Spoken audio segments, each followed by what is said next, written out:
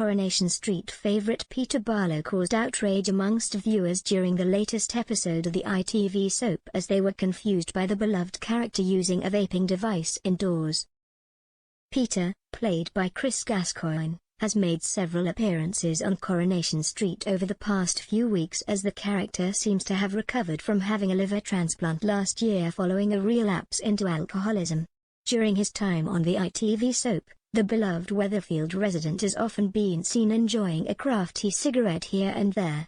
But most recently, he has been seen using a vaping device which have become more popular amongst the British public for those who want to use an alternative method to smoking.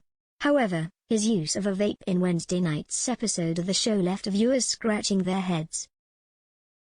The scene in question came as the character was standing enjoying an orange juice in the Rovers Return pub and reading a newspaper.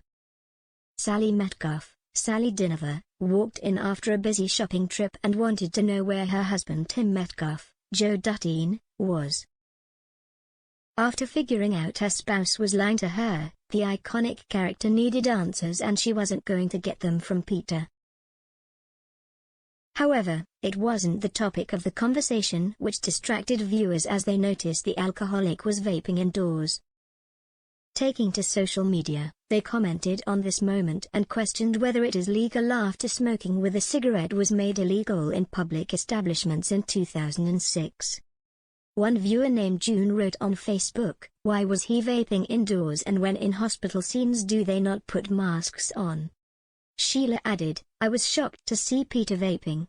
They seem to wear masks into the hospital and take them off. I have to say that I have difficulty understanding what they are saying when they wear masks." Victoria posted, "Didn't think you were allowed to vape in a pub?" Whilst another fan called Julie remarked, "How is he allowed to vape in a non-smoking pub?" Over on Twitter, Cantaldo commented, "Active Corrie, since when did you think it was legal to vape in a pub? #Corrie. How come Barlow is allowed to vape in a boozer? I'd get a right BG if I did that in my local #Corrie, P123_swoon shared." According to UK law, there are no restrictions in place to prevent someone from using a vape inside or outside of a pub. However, each establishment can have its own policy on vaping and a customer must ask whether they are allowed to use their vape. In 2013, JD Wetherspoon pub chain enforced a ban on vapes in all of their premises as they deemed it an intrusion on workers trying to do their job.